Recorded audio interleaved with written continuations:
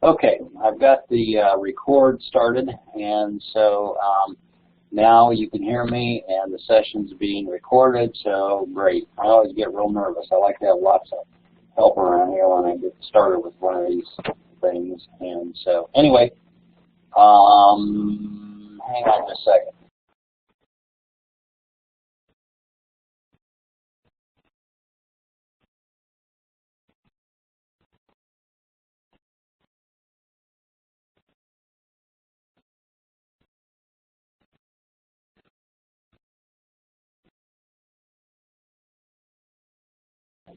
Okay, I'm back.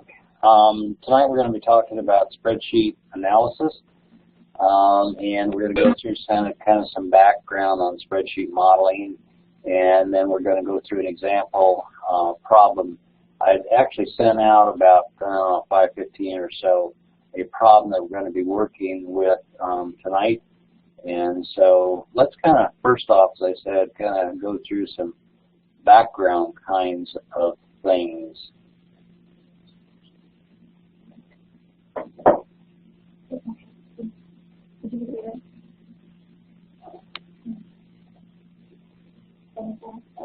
Okay, first off, what I've got here is a template that I put together. One of the problems that a person has or can have is they move from steps 6, 7, and 8 of the 10-step process into a spreadsheet. Basically, what that involves is taking your step 6 decision variable, step 7 the objective function, step 8 the constraints, and somehow figuring out a way to move all of that into a spreadsheet in a form that the computer will like and that you can solve using the solver package. First thing you'll notice here is that I have a thing in it which I place in the upper left-hand corner. And every time I send you an example or post an example, there's documentation up in the left-hand corner. That would be cell A1. And what is documentation? Well, it would be like your name, the date, and the problem. You know, in your organization or your company, they may require different things for documentation. But for our purposes here in this course, you need to have your name, problem number, and date as to when you develop the problem. Okay. Also, let me mention that if you have any questions, be sure and let me know, and we can answer those as we go along. The next little part here, which is more over in the middle of your spreadsheet page, is a thing called the title section.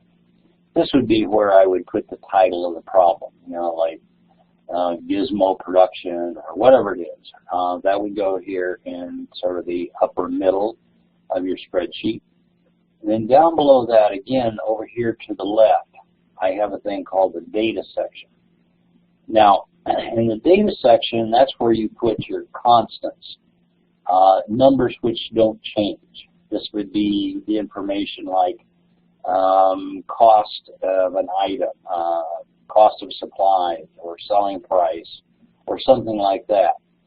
Now, the reason why we have a data section, typically in a what I'm going to call real-world spreadsheet problem, is because things change.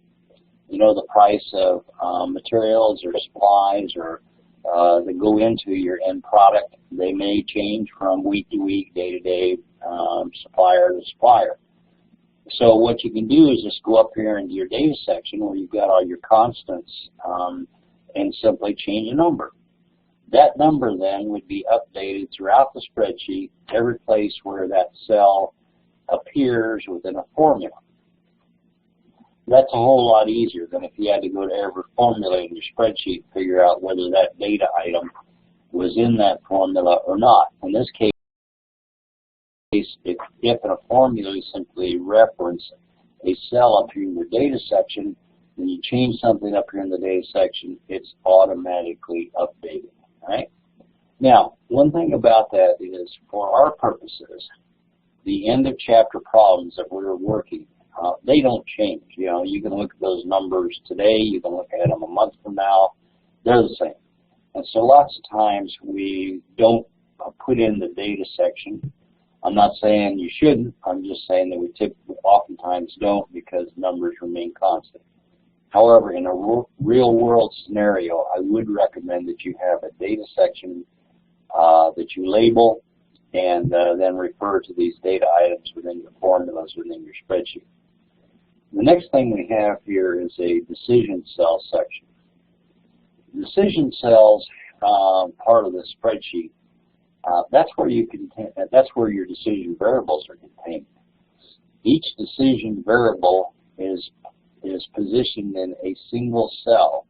So, for example, if a decision variable is x1, it's got its cell where the value is shown, and then when the thing is solved, your spreadsheet model is solved, then that's your optimal value for that decision variable.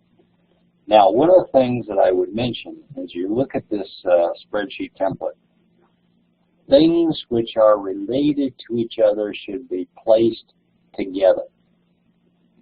Meaning, for example, in this case, all your decision variables should be placed in one area. All your constants or data in a different area. Once we get the decision cells put into place, again, there's a one-to-one relationship. You go back to step 6 of your mathematical decision analysis model. Each of those decision variables has a cell here. Then we go to the constraint section. You'll have one constraint line or set of cells relating to each constraint in the model. So, for example, you've got 5 constraints in your decision model in step 8, and there's going to be an equivalent number of lines here. Then we have the objective function section. Well, you had developed the objective function back in step 7. And so in this particular case, then that objective function will be placed in a single cell. So you'll have a single cell in the spreadsheet for your objective function. You will have multiple cells relating to your constraints. You'll have a single cell for each decision variable, multiple cells for your data, and things like that. Okay, let me stop just for one. Any questions on any of this? So basically what I'm trying to push here is that you just don't willy-nilly put the spreadsheet together. Think about a plan. Think about a design as you go from step 8 into developing your spreadsheet in step 9. The little note I've got here says sometimes the objective function section is placed after the decision cell section to make it flow more like step 6 to 8. In other words, if you took the objective function section and moved it up here between decision cell and constraint section, then it would make it appear, it would still appear then in the same order that you see in when you put together your mathematical or quantitative decision model. Meaning, here's step 6, here's step 7, and here is step 8. All right. Any questions on that? Okay. If not, then let me go down to the next item.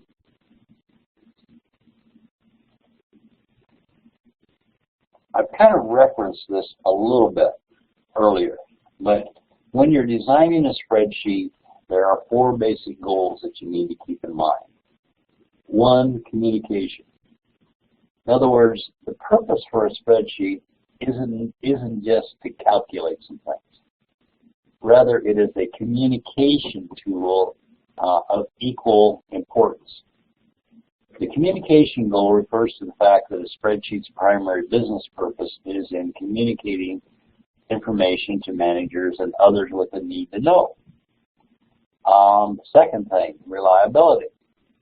This means that the output generated from the spreadsheet should be correct and consistent, meaning if you're on the spreadsheet 2 or 3 different times, you should get basically the same answer each time.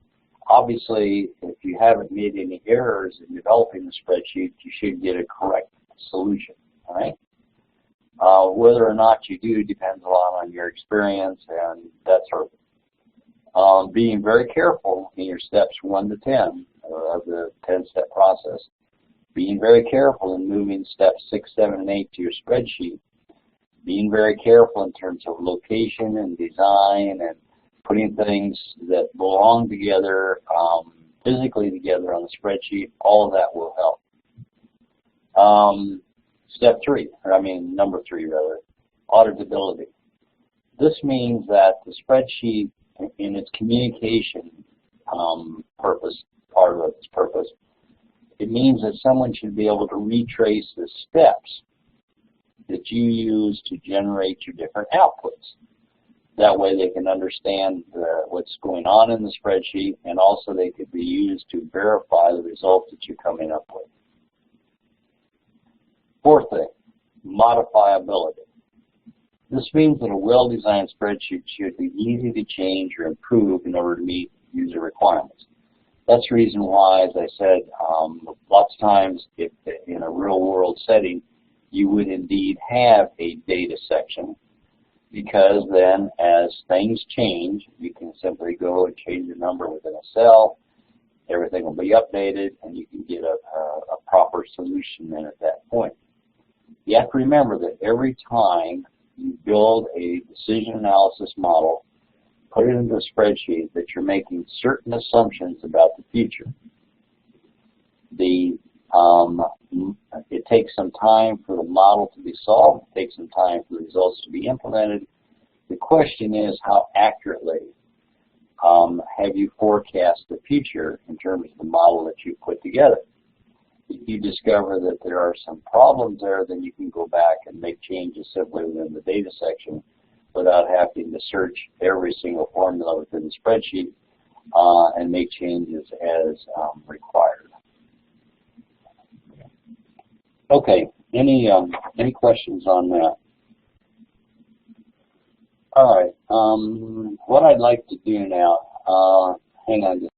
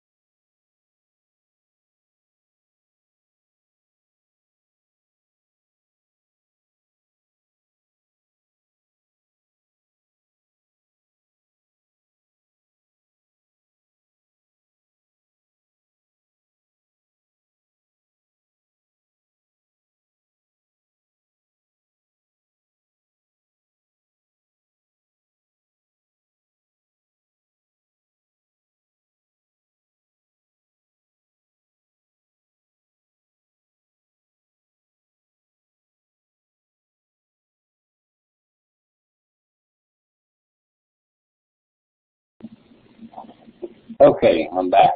What I'd like to do now is to give you an example problem with you this evening to kind of show how all of this how it all works.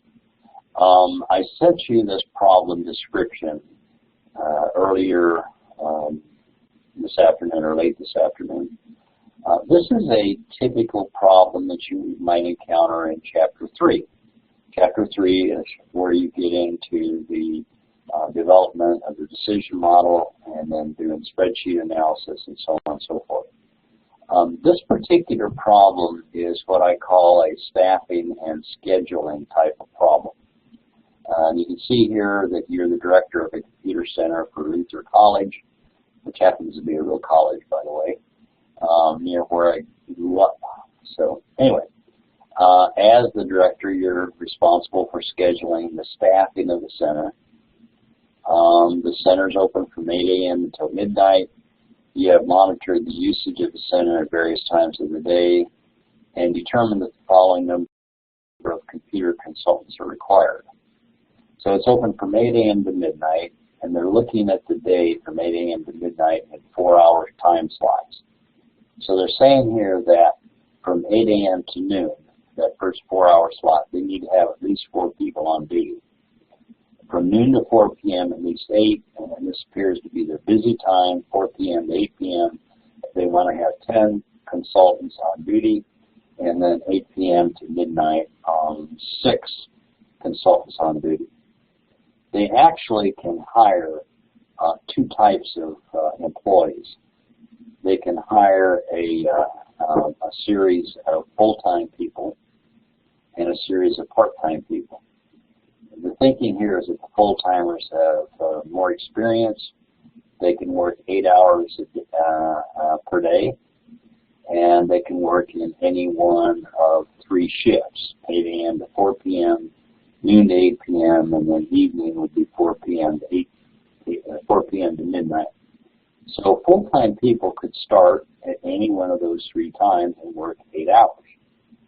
They are paid $14 an hour. The part-timers only work 4 hours at a time. So a part-timer could start at 8 and quit at noon, or start at noon, quit at 4, start at 4, quit at 8, or start at 8 and quit at midnight. They are paid $12 an hour, a little bit less, again, based upon the understanding here, or my assumption that they would be less experienced. Also, an additional requirement is that during every time period, there must be at least one full-time consultant on duty for every part-time consultant on duty, meaning there may be problems come up of a more technical nature where you need a full-timer available anytime that they're open, meaning 8 a.m. to midnight. You are to come up with a minimum cost staffing plan for the center, how many full-time consultants and part-time consultants will be needed, and what's going to be the total daily cost for the plan that you come up with. Okay, any questions on the problem at all?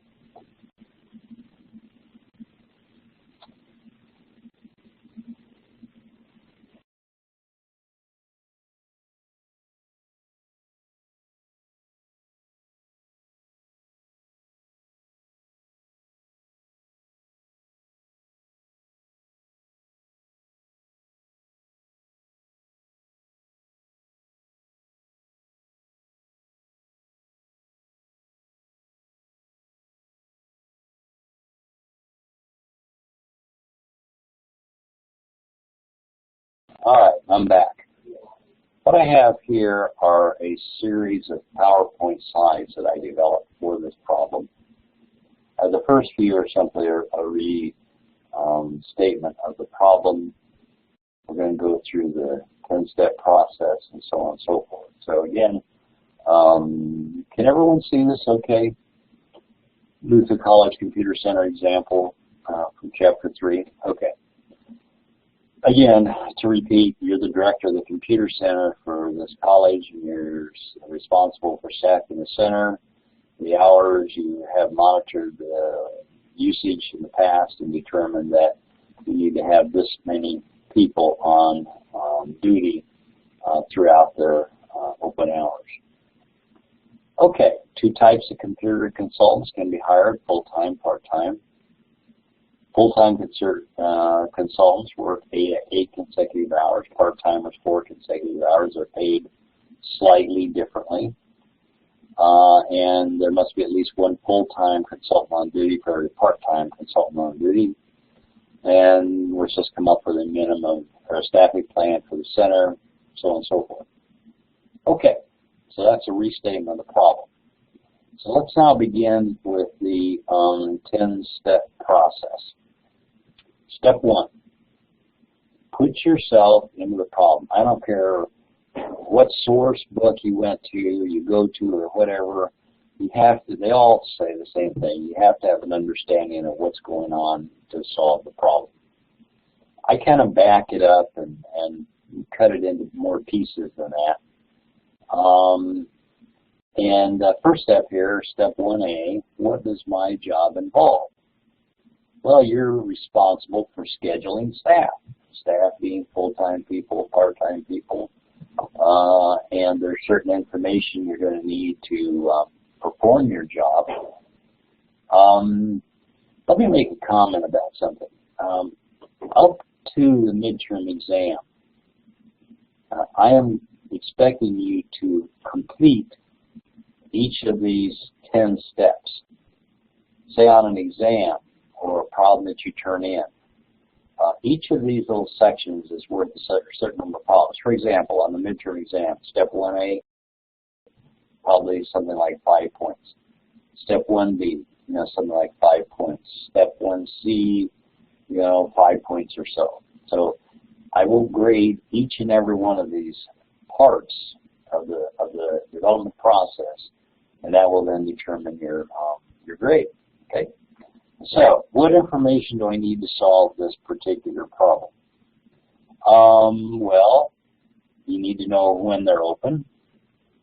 You need to know how many people that you need to have during each of these 4-hour slots during the day.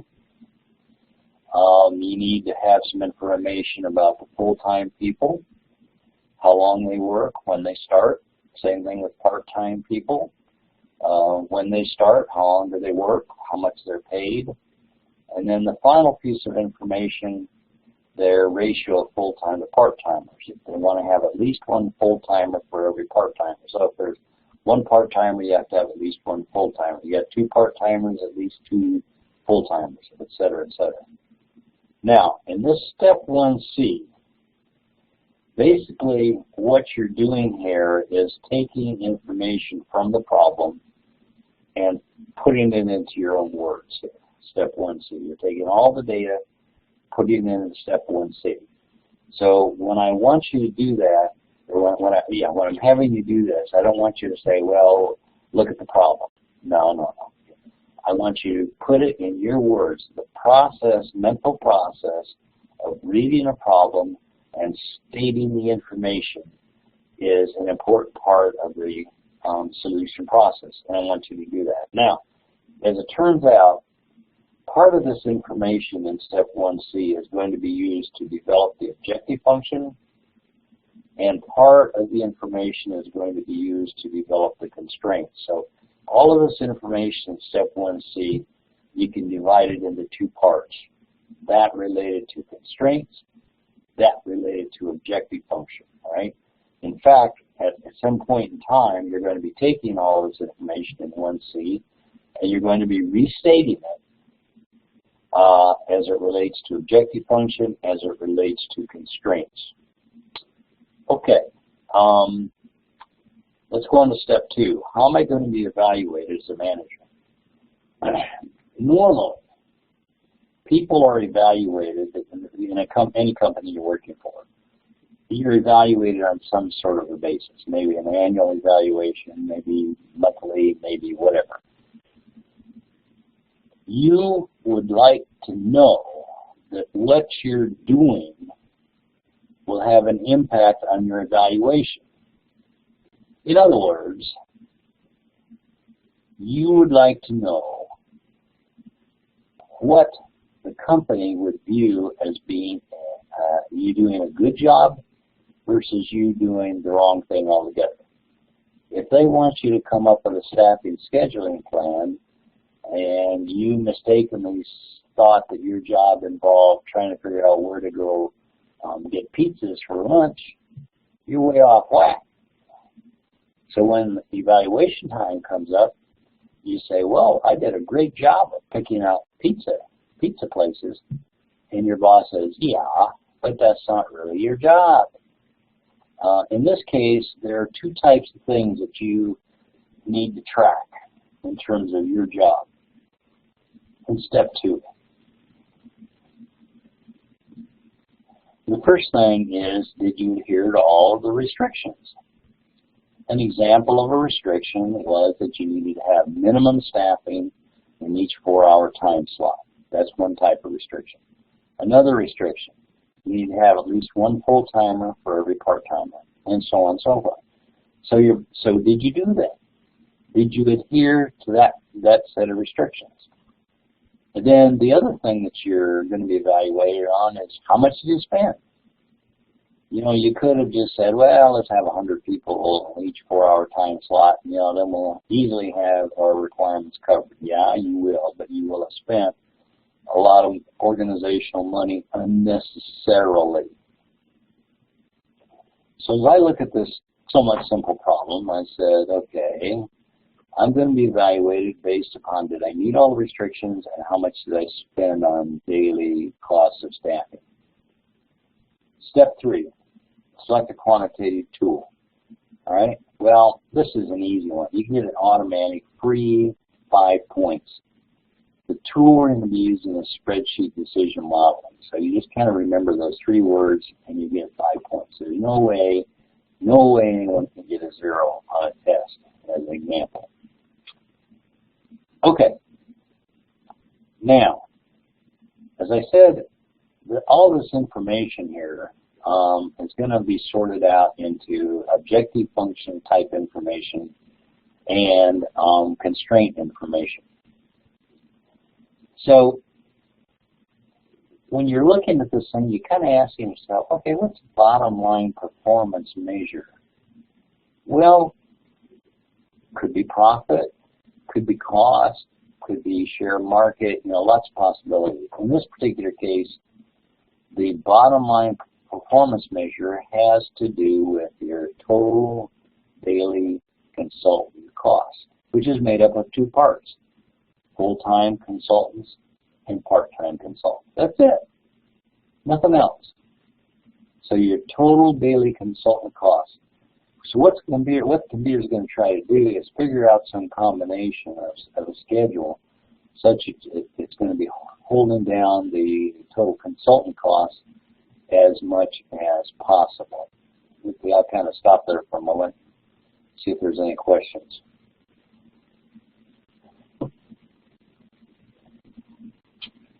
Okay, let's go on. So we've looked at step 4. Now let's look at step 5. Step 5 here has to do with your restrictions. What restrictions do we have? Well, you got to have the place open from 8 a.m. to midnight. You need to have a certain minimum number of people on in each 4-hour slots. The different types of consultants work different shifts, and they're paid different amounts of money. Well, I guess the pay doesn't come into it at this point. Then also, there's a requirement that you need to have at least 1 full-timer for every part-time consultant on duty. All right, that's a restriction. So again, what we did was we went back to 1C and we basically copy and pasted, sections that apply to the objective function, step 4, and parts that apply to the restrictions, step 5. So you're basically repeating what you had in step 1C. And then you say, well, that's kind of like a lot of extra work. Yes, but it's necessary. Because that process, that thinking and sorting and relating objective function constraints, that really helps you to understand what's going on. Okay, step 6, decision variables.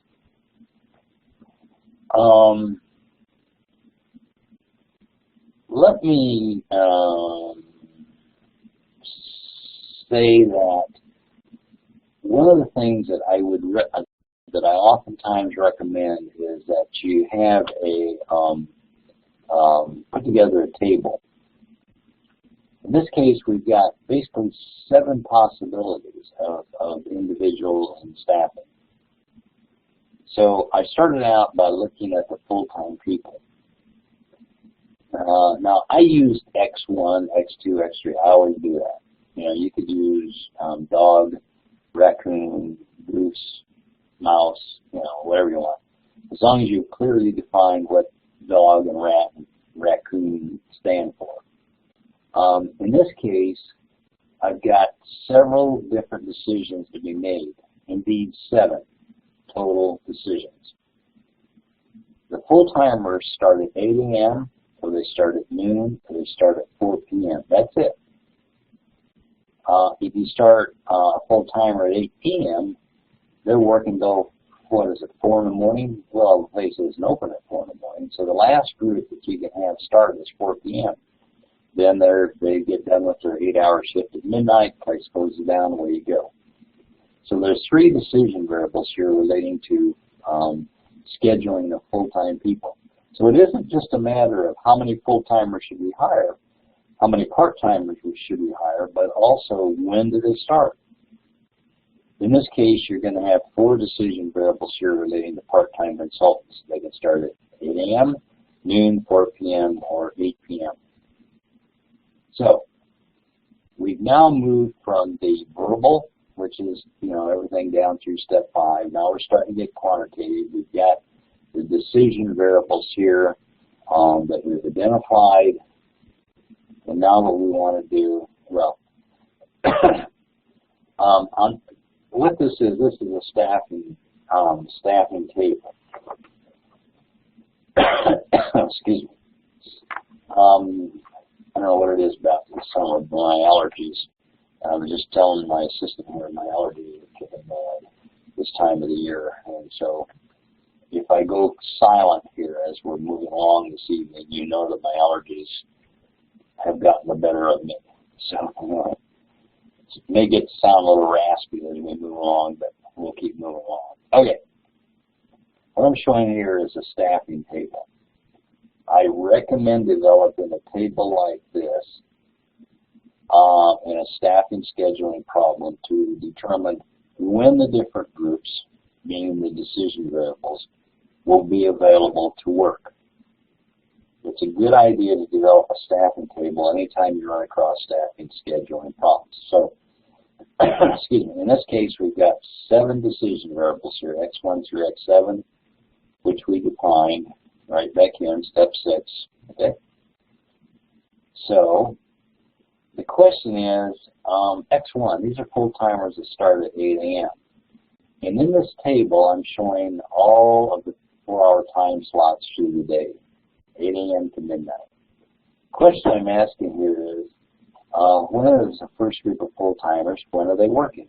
Well, they start at 8 a.m., they work 8 hours, so they're there for 8 to noon and noon to 4. The second group of full-timers start at noon, so they're available noon to 4 and 4 to 8. The third group of full-timers start at 4 p.m. and they're available 4 to 8 p.m. and 8 p.m. to midnight. Part-timers just work 4 hours, and so you've got one group here, 8 to noon, noon to 4, etc., etc. Putting together a table like this for staffing scheduling is very helpful in terms of dealing with your constraints, all right? Because if you've got a minimum requirement of people, staff, say from 8 a.m. to noon, you can look at this table and say, well, who's there from 8 a.m. to noon? Well, it's the X1 group and the X4 group. Okay. Who's available from noon to 4? Well, the X1 group is still there. Then the X2 group starts. Then you've got your second group of part-timers. And so this sort of a table is very useful in terms of putting together your constraints. Okay. So, objective function. Now, the objective function we're going to be having here is going to involve total daily consultant costs. The question you have to ask yourself then is, do you want to have high costs or do you want to have low costs? Well, you don't have to think too long about it before saying, I like low costs. I like low costs, right? In an objective function, you're doing one of two things. You're either minimizing or maximizing. That's it. So we want to have minimal or least consultant costs, daily consultant costs. So X1 refers to the first group of full-timers. Well, how much are they paid per day? They're paid $14 an hour at times 8 hours in a day. So each full-timer is paid $112 per day. So if you've got, for example, one full-timer in this group here, that cost is $112. If you've got 2 of them, it's $224, etc. Now, when we get over here to the part-timers, they're paid $12 an hour. They work 4 hours, and so that coefficient there is $48 per part-timer per day. And then we take that times each of the part-time groups there. All right, any questions there?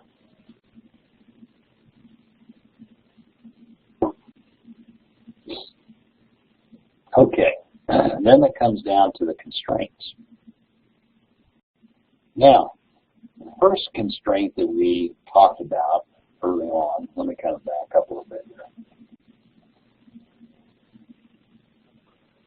You need to have at least 4 consultants on staff from 8 a.m. to noon. Okay, fine. Who's available 8 a.m. to noon? Well, that's the X1 group and the X4 group, according to the staffing table. So that means that X1 plus X4 must be greater than or equal to 4. Right? Minimum coverage from 8 a.m. to noon. So again, we go back to the staffing table and say, okay, who's available 8 a.m. to noon? Well, X1 and X4. Right? Then we have the next slot. Who's available noon to 4? Well, X1, X2, X5. That's why a staffing table like this is very useful in developing a model like this. So we have to have 8 people, at least 8 people. Let me say something about this. This greater than equal to that I've got down to here. You might say, well, why do you need greater than or equal to? Why don't you just make them strictly equal to? What's the reason? Why would you want to have more than necessary? Well, the reason you might want to have more than necessary is that if you have a strict equality, it's very possible to get an infeasible solution. That means one that you can't solve, infeasible. The computer's not going to want to hire any more people than necessary or schedule any more people than necessary. So if you put a greater than equal to, it's going to want to drive that to 4 if it can. If it can't, well, it can't. That's all I can say about it. If you had it as a strict equality, then you would be having an infeasible solution. Let me say one other thing about this. These constraints here are in standard form. Standard form means that the variables are on the left side of the inequality, constants on the right. Okay? Now, that comes into play down here. This is where we want to have at least as many full-timers as part-timers from 8 a.m. to noon, which means that X1, which is full-timers, 8 a.m. to noon, needs to be greater than or equal to X4, which is part-timers, 8 a.m. to noon. This is not in standard form, so I switched it down here to put it in the standard form, which means you simply take the X4, bring it to the left, put a negative sign on it, and now it states X1 minus X4 greater than or equal to 4. Let me also mention that everything over here on the left-hand side of these inequalities, these are all formulas that will be eventually put into a cell in your spreadsheet, The computer then will compare that cell, the left-hand side, to these constants on the right-hand side as it develops a feasible solution. The last thing I have down here then are the non-negativity conditions. Okay. Any questions on that? So this is step 8, our constraints. Okay. Then step 9, solve the decision problem utilizing spreadsheet analysis. Okay, so this is where we now want to take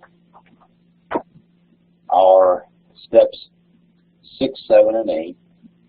There's 8 and 7 and 6. 6 decision variables, 7 objective functions, and 8 constraints, and put them in an appropriate form within our spreadsheet. Okay, hang on just a second.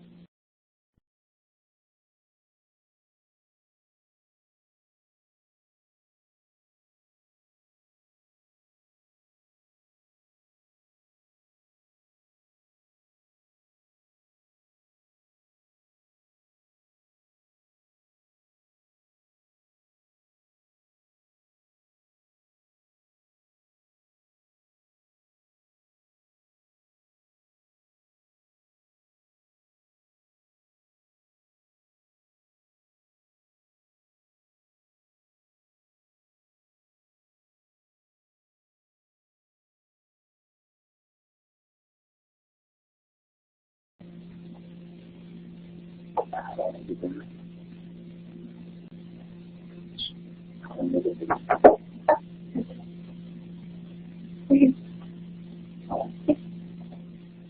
Okay. All right. I'm back.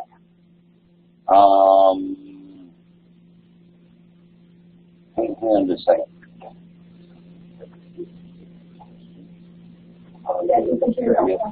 Just drag it. Yeah, just click that button at the bottom, in that corner below. And just drag it. You gotta click on it.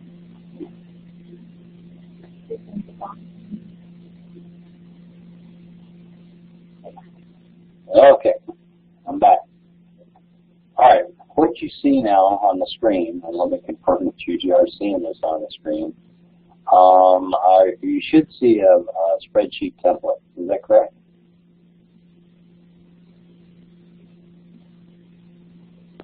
Yes. Okay. Okay. Sounds great. Now, I put together a template just to sort of, help save time. And I'll explain what the template is all about. And then we'll go ahead and finish completing the problem. Notice up here, upper left-hand corner, that's my documentation. Luther College Computer Center, this is a Chapter 3 exercise, and this is the author. Down here, I have this little title section. Remember that template that we showed? I had a title in sort of the middle of it, and that's what this is. Now, I've got a decision variable section. I've got an objective function section, and then I've got a set of constraints down through here. So the flow is documentation, title, decision variables, objective, constraints. Notice that I've put in bold the words decisions, objective, and constraints. And I've separated these by a blank line, basically. Just for ease of communication. So someone can look at this and say, here's your decision variables. Instead of having this decision variable here for x1 be there, and the decision variable for x2 way over here somewhere else on the spreadsheet, which would be pretty awkward and hard to follow. So all the decision variables are together. Everything relating to the objective function is together. And all of these constraints. As it turns out, the first group of constraints are what I call requirements. Requirements. That's where we need to have some minimum number of people in each of these four-hour shifts. The second group of constraints are where we're making sure that we have at least as many full-timers as part-timers. This stuff that I've got here, I typed in shift 1, shift 2, the computer looks at that and says, those are just characters. I mean, it remembers what they are, but they're not formulas. They're just data, if you will, data. All right, same thing up here, X1. I actually put X1, X2, that. Those are just, computer looks at it and says, okay, those are constants. Data, so I'm not going to be worried about it. No formulas involved there. If it's a formula, then a formula is always preceded with an equal sign. An equal sign. So then the computer says, aha, you're wanting me to do some type of a calculation. Okay. Now, what I normally do, well, first off, look at the format. These decision cells, two things about them. They have a light gray shading in each of those cells. So, for example, if I would format this cell, the fill is right there. Go to fill, the fill tab. It's right there, the second one down on the left. And so it simply distinguishes, sets apart the decision cells from other things going on in the spreadsheet. Notice also that I have a dashed line around my decision variables. that identifies these cells as being decision variables. Right? This cell down here is where my objective function formula is going to be. It's identified by having, again, light gray shading, and in this case, a double black border, double line black border.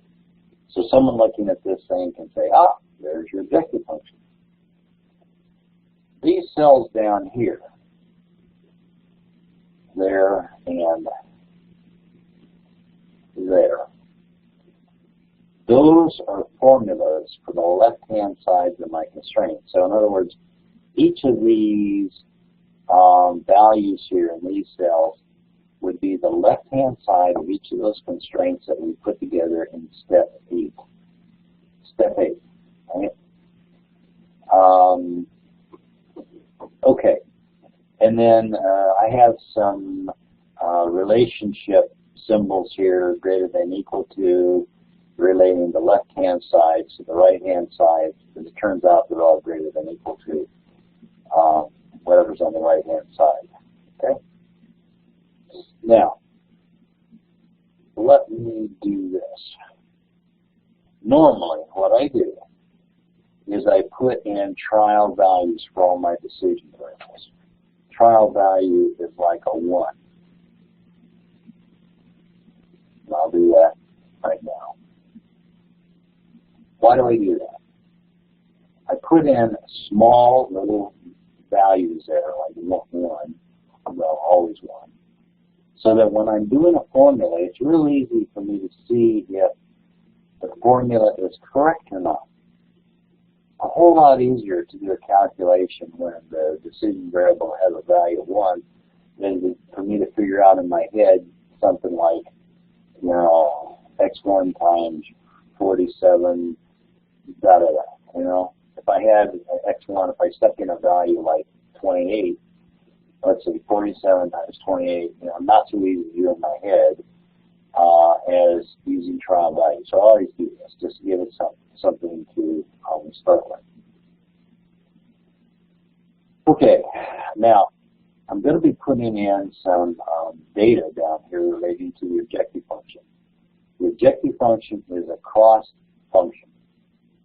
Now, in the case of the full-time people, they are paid $14 an hour. Okay, $14 an hour. Now, the full-timers are in columns B, C, and D. So I can take that $14 and I'll simply copy it across there, indicating that each of my full-time group, they're paid $14 an hour. Again, the way I did that was grab the lower right-hand corner.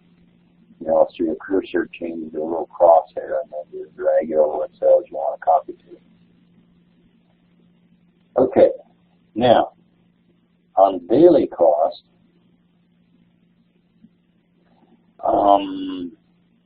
the way we get that is the following.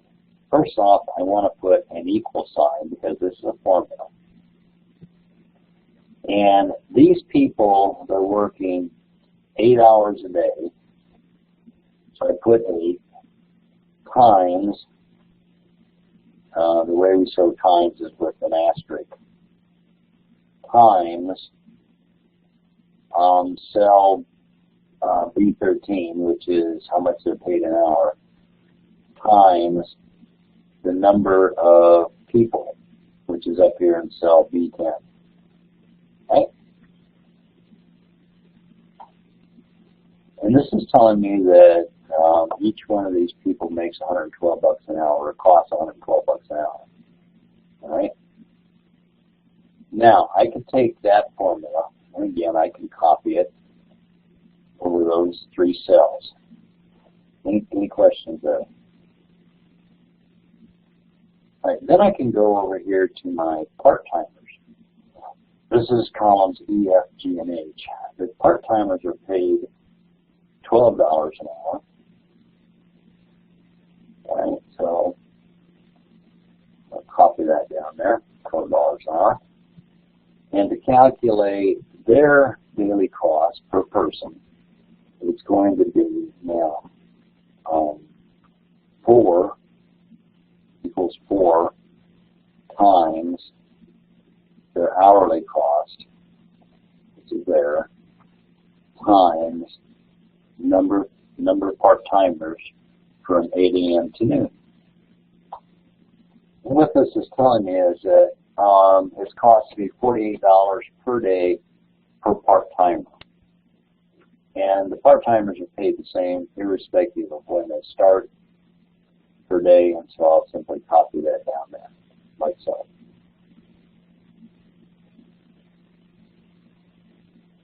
All right.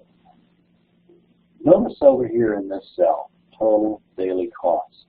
That's my objective function. Now, remember the objective function, it's the cost of full-timers that start at 8, full-timers at noon, full-timers at 4, part-timers at 8, da-da-da-da-da. So I'm going to simply develop a sum function. So say sum, and then drag across there. So what this is telling me is I want to add B14, C14, B14, E14, F14, G14, and H14, and I'll put a closed parenthesis there, and then I'll hit enter. And this is saying if I have one person working in each of these slots here, the total cost to me is $528 for the day. And you can get a little calculator and you add this, and this, and this to confirm that's the case. So for example, if this number up here would change to a 2, that trial value, if I change it to a 2, this thing's going to go up by $112, which means it's going to be, what, 640? So if I change that to a 2 and hit enter, 640, right? So since I've got little numbers here, I can kind of check my calculations and see if everything's working okay. All right. So far, so good. Okay, let me come down here. So we've got the decision variables in place. We've got our objective function in place, which is the total daily cost function. Now we got to deal with this requirements thing. First off, let me come over here in column K. This is saying we need 4 people from 8 to noon. We need 8 people from noon to 4. We need 10 people from noon to, 4 to 8, and then 6 people from 8 p.m. to midnight. Okay, now, hang on just a second, I've got to sort out my paperwork here a little bit.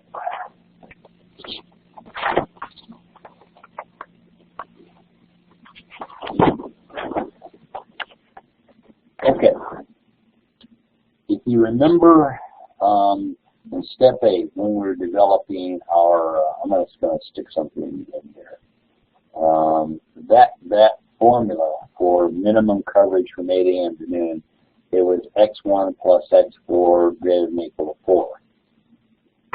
And so I'm going to just kind of put that there.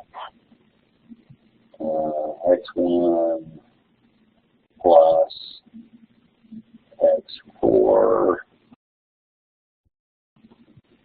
greater than or equal to 4. Okay, that's what we had there. Now, indeed, if you look at this thing,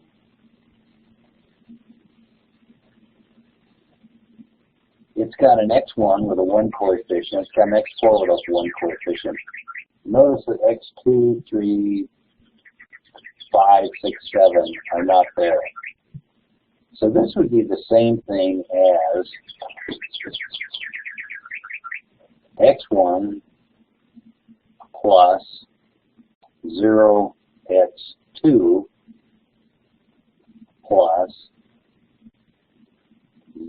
0x3 plus x4 plus 0x5 plus 0x6 greater than or equal to 4. So in other words, what I've done here is put all the variables in that first constraint. Now, these didn't appear, the x2, x3, x5, x6, because the assumption is they got 0 coefficients. The assumption is with x1 has got a 1 coefficient, x4 1 coefficient. So really the only thing that is relevant here is the x1 plus x4 equals, or excuse me, greater than or equal to 4. So, how do we capture that? Let me go down here to cell B18 right there. This is saying, you know, if you look at this formula up here, it's x1 plus x4 greater than or equal to 4. Right? So what's x4? Well, excuse me, what's x1? x1 is up here in cell B18, so I'll say equals B18. Okay. Plus, excuse me, back up, equals B18, right? So I hit enter. So this is saying, okay, there's one of the x4 group, or excuse me, x1 group, and then we want to also bring in x4 here. So I'll say equals that cell right there. That's the x4. Right? Whoops. All right. Now, what about this left-hand side? If you look at this formula up here, it says x1 plus x4. Now, it could say x1 plus 0, x2 plus da da da. In a spreadsheet, anytime you've got a blank cell, the computer interprets that as a 0. So, if I say here in cell I18 equal sum, and then simply grab that whole row and do close parenthesis, enter, I get a 2. 1 plus 1 is 2. All right. All of these other cells have zeros in them. So it's like 1 plus 0 plus 0 plus 1 plus 0 plus 0 plus 0 is a 2. This is our first constraint, x1 plus x4 greater than or equal to 4. Notice that 2 is not greater than or equal to 4. That's because we don't have an optimal feasible solution here at this point. Okay? Now, in the case of the shift 2, which is the noon to 4 p.m., we've still got the cell B19. We've still got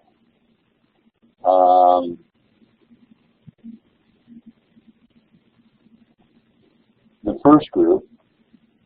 They started at 8 o'clock. So from noon to 4, shift 2, they're still there. Okay. Then also, we have now added another group which starts at noon. That's right there. Okay. And we've also got now a separate 4-hour group which starts at noon. So I'll say equals F10. That's the part-timers that started at noon. Okay, and then we just keep going. You know, so who's there in shift 3, which is the 4 to 8 p.m. Well, who's there in shift 3 is the full-timers that started at 4 p.m.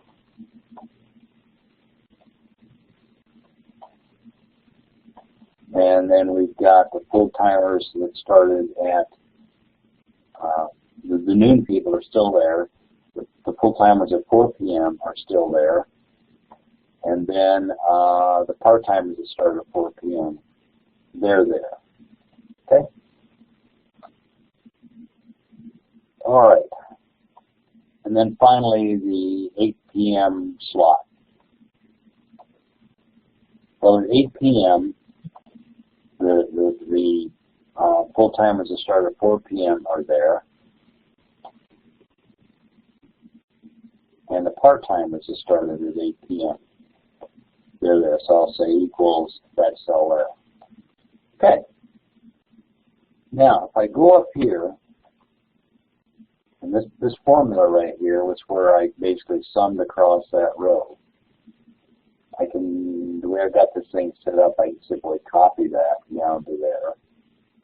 And I can double check it. Now there's 3 people here, and there's 1, 2, 3 people here, and there's 2 people here. What happened when I copied that is all of a sudden my formatting got kind of switched around. So I'll go down here to Format Cells, and for a border, and I'll first say none, and then I'll say top, bottom, left, right. Okay. Now it's back the way it was. Okay, let me stop there for a moment. Any questions there?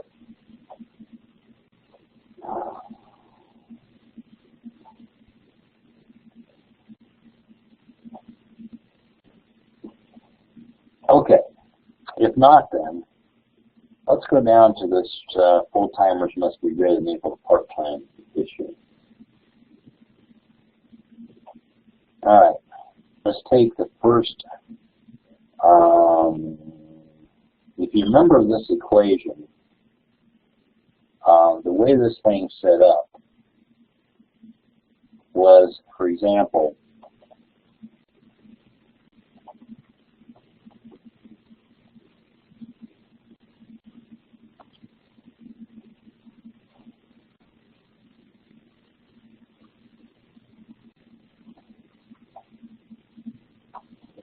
that was this first constraint that we had of this relationship between full-time and part-time. X1 minus X4 is greater than equal to 0. Actually, what we had here was, it started out to be X1 is greater than or equal to X4. Okay, that's the way it started out. And then we put it in standard form. So we've got to get a formula down here that would deal with that. So that first relationship there is X1, and this with the shift 1, 8 a.m. to noon. It's X1, okay? And then it's a minus X4. So we come over here to X4, and we say equals a minus X4. That's it. Oops, I'm on the wrong row. Sorry about that.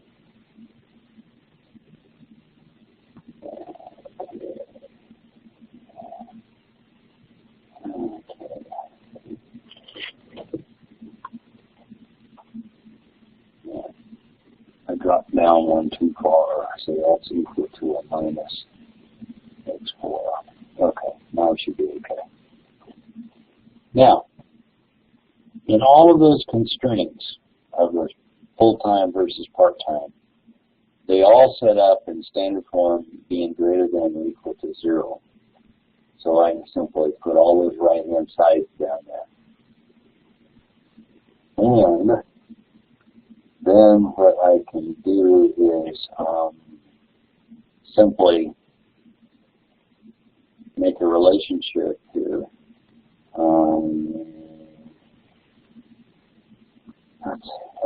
Let me go down and finish this thing out first.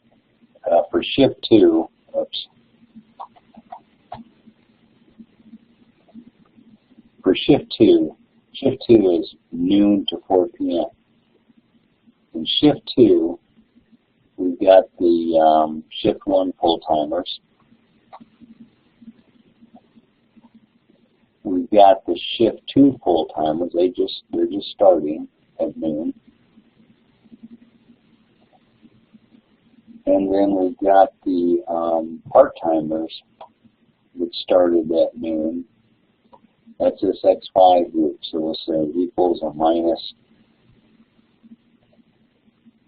again, the way that constraint set up, let me put it down here, was x1 plus x2 minus x4, or excuse me, x5 must be greater than or equal to 0. I mean, that's the way that constraint was put together.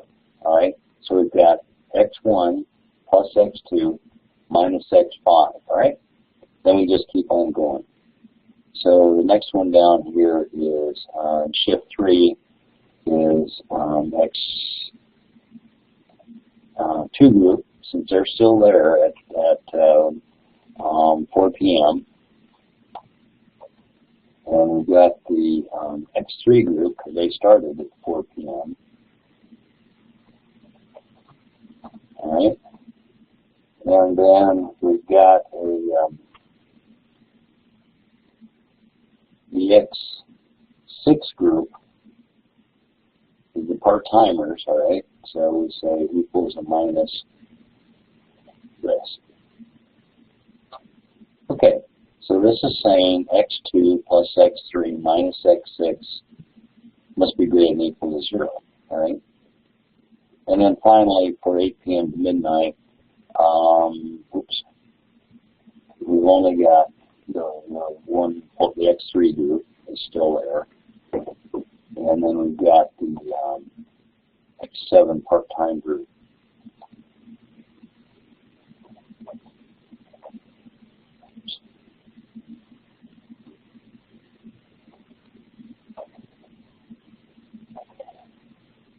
Okay. All right. It may seem that we're going kind of fast, and maybe we are, and I apologize for it. But we have basically put together our formulas. And now what we can do is do the same thing as we did up here in cells I-18 to I-21. And that's simply, we can do a summation function again. Oops.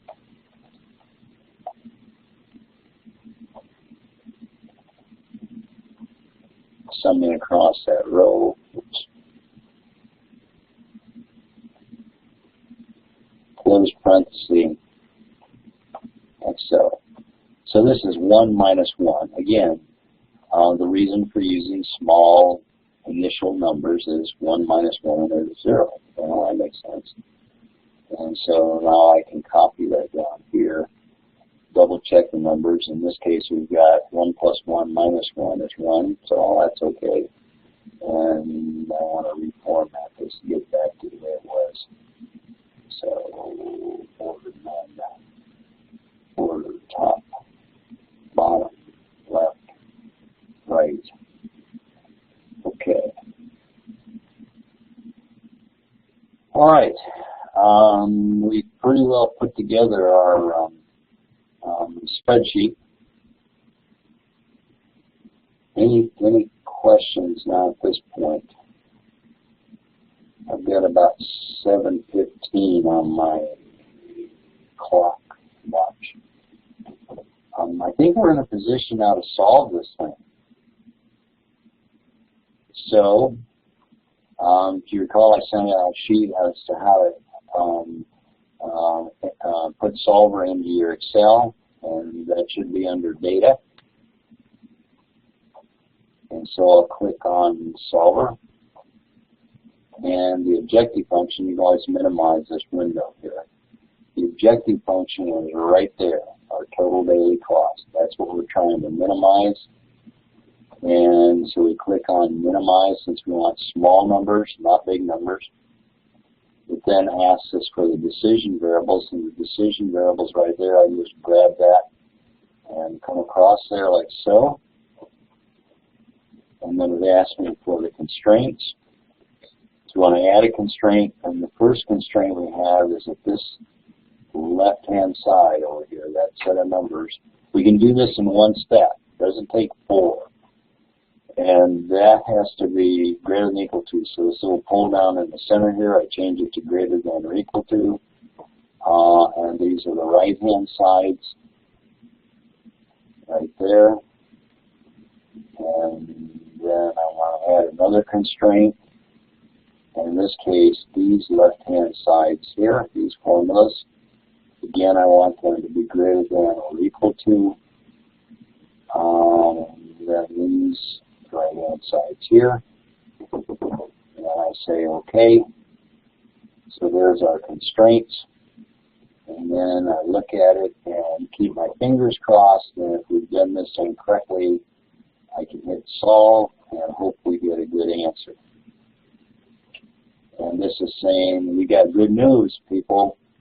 Solver found the solution. All constraints, optimal conditions are satisfied. You want to keep it or go back to whatever it was before you solved it. And I said, let's keep it. So what's this telling us? This is telling us that we have 2 full-timers starting at 8 a.m., 2 full-timers starting at noon, 3 full-timers at 4 p.m., 2 full-timers, or no, this is 2 part-timers, 8 a.m., 4 part-timers at noon, 5 part-timers at 4, and 3 part-timers at 8. Total daily cost is $1,456. Now I'm going to go down here. The reason I have this little block here is I interpret the results within the spreadsheet. So I click in there and I say optimal solution is to hire 2 full-time workers to start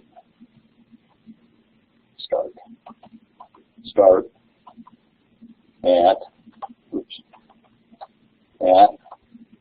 8 a.m.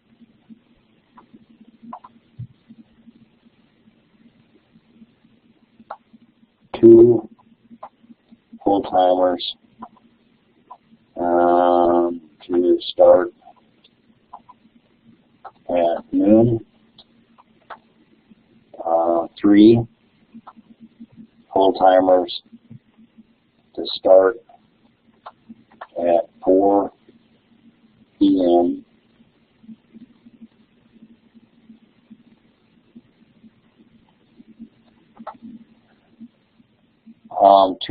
Let's see, 3 full-time, okay. Then 2 part-timers to start at 8 a.m.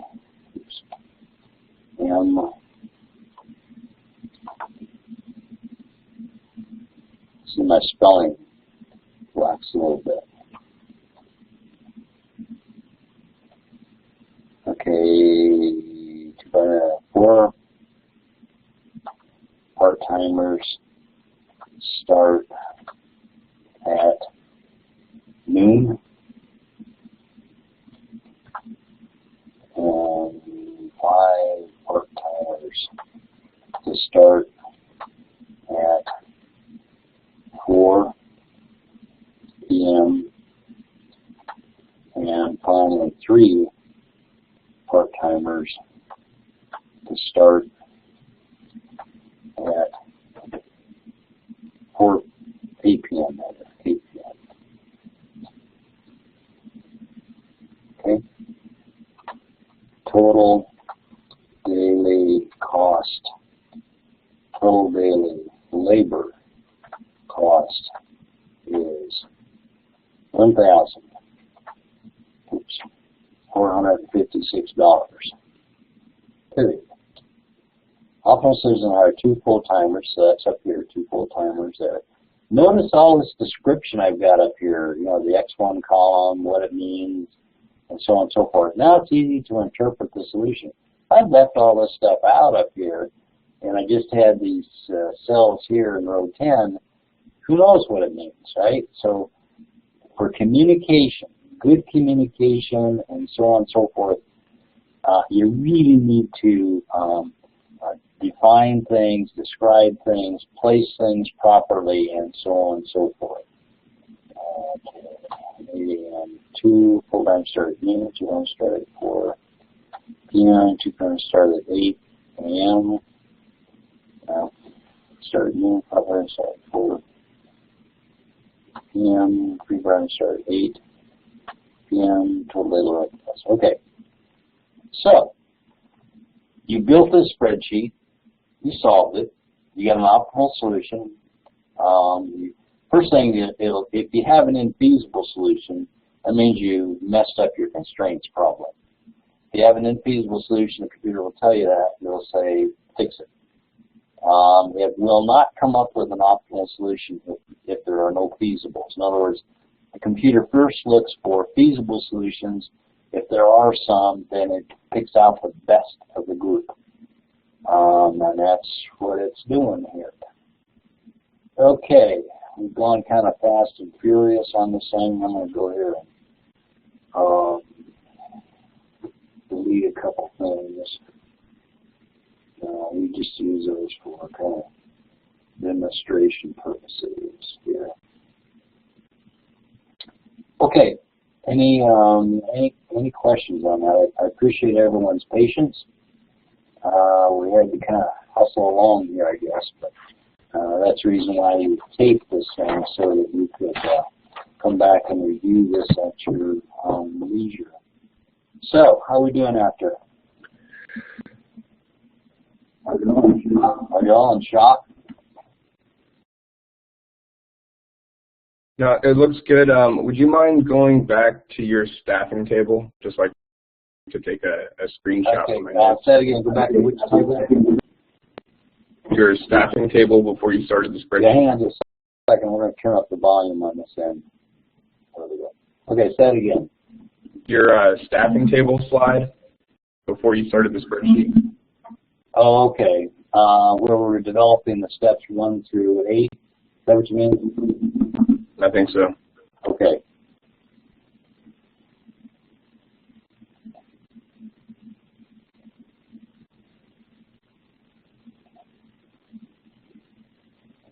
Okay. This slide that I'm showing here is steps 7 and 8. Are you seeing that okay?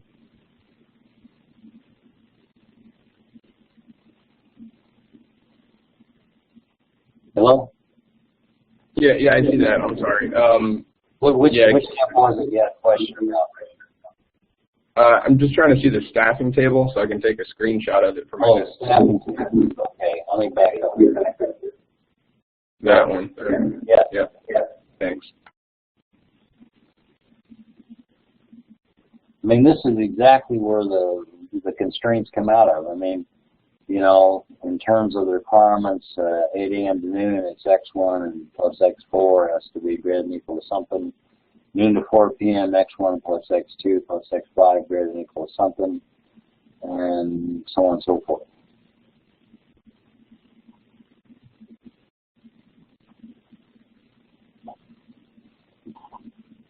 Any other questions?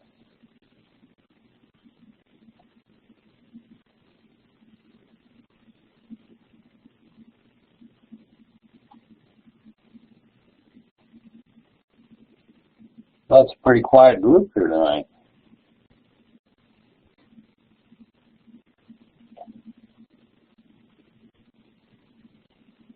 Okay, if there aren't any other questions, I guess we'll start shutting it down from this end. We've got about 7:25. As I said, you are a pretty quiet group tonight. I hope that what we went through was helpful and will help you in terms of developing problems from here on out.